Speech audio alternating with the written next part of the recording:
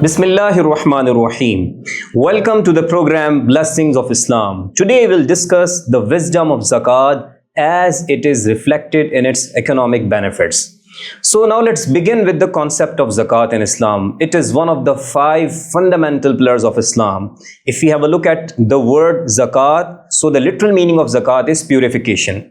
And if we talk about the concept of zakat in Islam, so it is, the act of giving a certain portion of your wealth to the needy, to those who are in need, to the poor. And this is an obligation for those Muslims who have a certain amount of wealth, and that is called nisab. And that is the necessary, condition and criteria, and the categories of those who should be paid for this zakat. The category of those people has been mentioned in the Holy Quran in this verse, where we read, إِنَّمَا الصَّدَقَاتُ لِلْفُقَرَاءِ وَالْمَسَاكِينَ, that these prescribed alms are for those who are in need, who are poor. And then Quran mentioned other categories in the same verse of the Holy Quran. And this act of worship that is called zakat has been mentioned again and again alongside salah. We read, وَأَقِيمُوا الصَّلَاةَ وَآتُوا الزَّكَاةَ, establish prayer and offer zakat.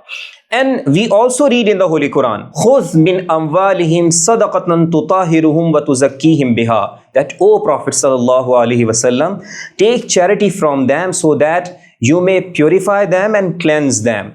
Now this verse of the Holy Quran also tells us something more, and that is the benefits of this act of worship, and that is that this worship will lead to, this act of worship will lead to the purification of soul, and it will also place barakah and blessing in the amount of people who are paying this zakat to the poor and the needy. And when we have a look at different teachings of Islam, we find that the blessings come along with the teachings of Islam. When you just start practicing the teaching of Islam, you see and you have a look at different blessings and the change that it gives you in the form of different aspects of the society. Now let's talk about the economic benefits of this zakat, that is an obligation for the Muslims who have a certain amount of wealth. So if we talk about one of the different economic benefits, so it includes redistribution of wealth. Now what happens when you pay zakat? You are a man who are having resources, right? And you are a rich person, so you are giving a certain portion of your wealth to the needy, to the poor. It means that when Muslims pay zakat, right, so the wealth circulates from rich to the poor, and it helps the poor and the needy to also play an active role in the economy, because now they are able to spend that money for their needs. So in this way, there will be a distribution of wealth from one sector of the society to the other sector of the society, right? And if you go on further, we find that this zakat also helps reduce economic disparity, and it also helps reduce poverty in the society. When you pay zakat, it also leads to reduce economic inequality, because there is a segment of society who are in need and they are not having resources. So the payment of zakat will help to minimize and reduce that inequality. Now the people who are in need, they will be having the purchasing power, and they will be able to spend their money for their needs. So it will be helping them to reduce their poverty and to reduce that economic inequality that exists in the society. And if we move on further, we also look at the advantages of zakat, that it helps people reduce debt. For example, there is a person who is in need and who is having certain debt on his shoulders. So if you pay zakat and help that person, so he will be able to pay his debt. It means that a burden of society will be released in that specific manner.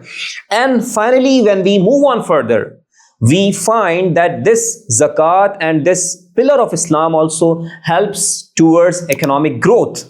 And what it does to the people, it helps you circulate your money to the other segment of the society. And it means it also shows that as a result of zakat, wealth is not just accumulated by a certain group of people, it starts circulating in the society, and that helps towards economic growth. Now the people who are in need and the people who are who do not have means and resources, they are now able to perform an active role in the society because they can contribute to the economic activity. Now they have resources to spend that specific amount of money that you have given them. So now they are also playing an active role in the economy, and they will be contributing to the economy in different means. For example, they might start their own work, they might start their own business, or they might do something else with that specific money that you have provided them.